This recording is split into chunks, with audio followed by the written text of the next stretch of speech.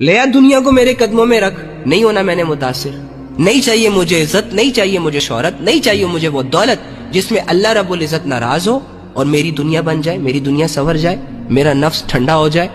हर इंसान के अंदर ये शऊर मौजूद है, आपके अंदर भी है। जब भी आपको गुनाहों पर उकसाया जाए, अल्लाह की नाफरमानी पे उकसाया जाए, आप मत आए शैतान की बातों में। औज़ु बिल्लाहि मिनश शैतानिर रजीम पढ़ लिया करें, बस बात खत्म। ये कुरान की आयतें आपका साथ देंगी, नॉलेज गेन करें अपना। बेवकूफ वही लोग बनते हैं जिनके पास इल्म नहीं होता, शऊर नहीं होता। आपके पास अगर इल्म आ जाए, आप अगर जिंदगी के मामले में थोड़ा सा सीरियस हो जाएं, तो सोचें शैतान को कितनी मेहनत करनी पड़ेगी आपको गुमराह करने के लिए। हम कहते हैं हमें अल्लाह की याद नहीं आती, हम कहते हैं अल्लाह की इबादत करना मुश्किल है। ना ना, कोई मुश्किल नहीं है।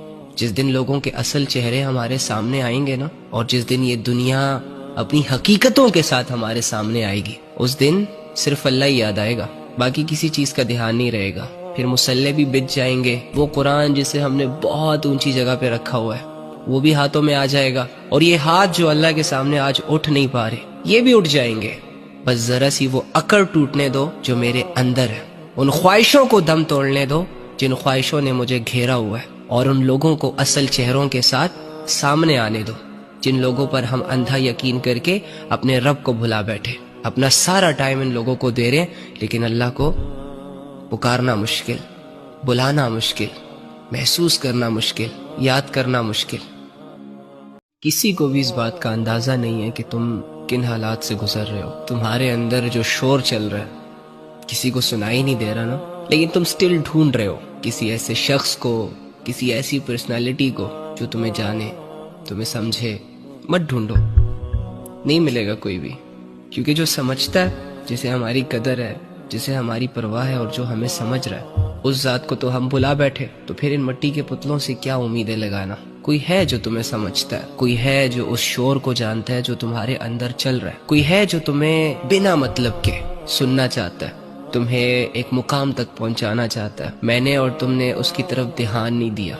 अल्लाह की जो दोस्ती होती है ना, वो हर मतलब से पाक होती है। अल्लाह रब्बुल इज्जत हमसे बदले में कुछ नहीं लेते कि ठीक है तुम्हारे 100-200 मसले मैं हल करूंगा, लेकिन बदले में तुम्हें ये करना होगा। ना ना।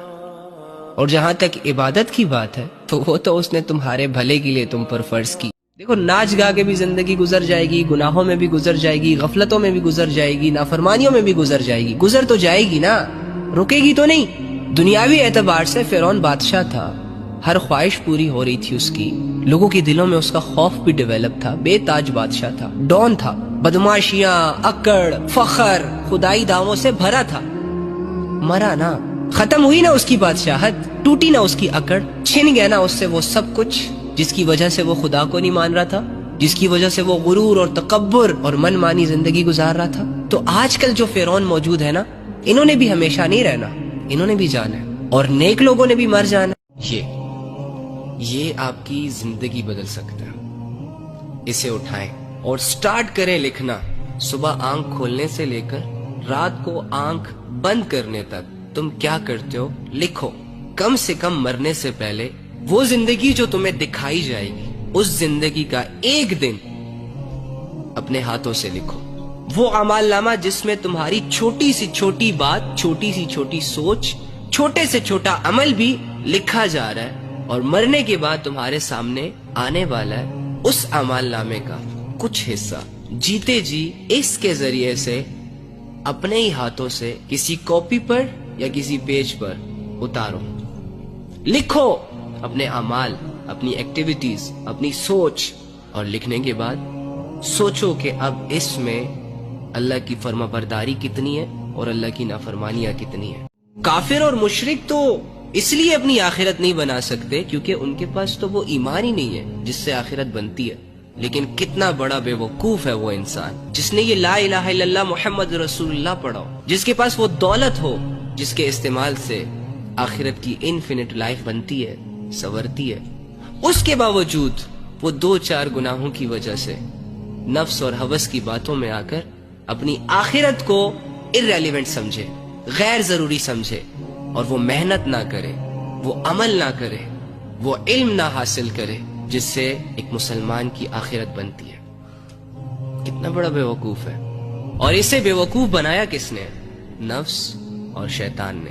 اگر تو یہ چاہتا ہے کہ تیرا یہ در بدر بھٹکنا بند ہو جائے، وہ سکون جو تو پیسوں میں، عزتوں میں، شہرتوں میں اور لوگوں کے چہروں میں ڈھونڈ رہا ہے، اگر تو چاہتا ہے کہ تیرے دل کو، تیری زندگی کو سکون کے کچھ پل ملے، تو آ اپنے اس رب کے پاس جو تجھے بار بار اپنی طرف بلا رہا ہے۔ تیری غفلتوں، تیرے گناہوں، تیری بغاوتوں کے باوجود وہ یہ چاہتا ہے کہ تو اس کا ہو جائے۔ پڑھ اپنے رب کو، سمجھ اپنے رب کو۔ ایک بہت بڑی ذات ہے جو تجھ سے اگنور ہو رہی ہے، ایک بہت بڑا رہبر ہے جس پر تو بھروسہ نہیں کر پا رہا، تو اس سے بہت محبت کرتا ہے۔ اس کے پاس یہ اتھارٹی ہے کہ تیرے تمام گناہوں کو ایکسپوز کر دے۔ وہ اعمال جو ہم دنیا سے چھپاتے پھرتے ہیں، ہمارے گھروں کے دروازوں پہ وہ لکھ سکتا ہے، تمہارے چہروں پہ وہ لکھ سکتا ہے، لیکن نہیں لکھ رہا۔ تیرے اعمال پر جو وہ پردے ڈال رہا ہے نا بار بار، یہ اس کی محبت کی نشانی ہے، یہ اس کی رحمت کی نشانی ہے۔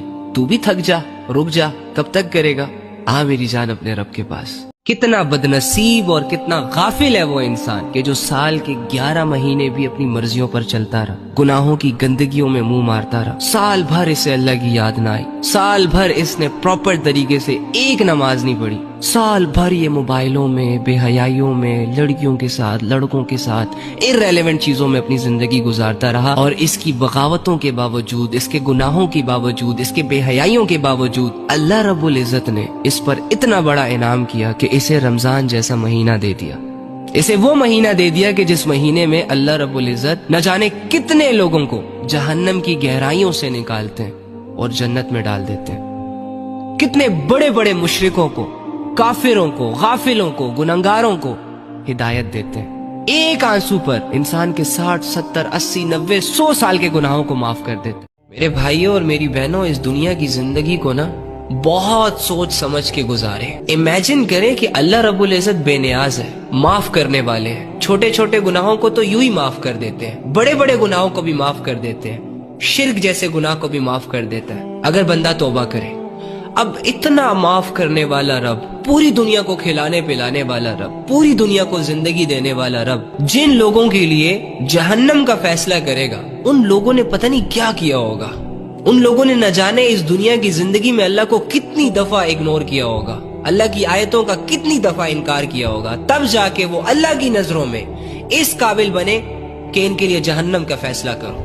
سوچا کریں کچھ بھی کرنے سے پہلے کہ جو میں کر رہا ہوں وہ اللہ کی نظر میں ٹھیک ہے کہ نہیں ہے۔ تو اگر آپ کا ضمیر آپ کو یہ اجازت دے نا کہ اللہ کی طرف سے اس چیز پر، اس کام پر کوئی پابندی نہیں ہے، تو وہ کر لیا کریں، کوئی بات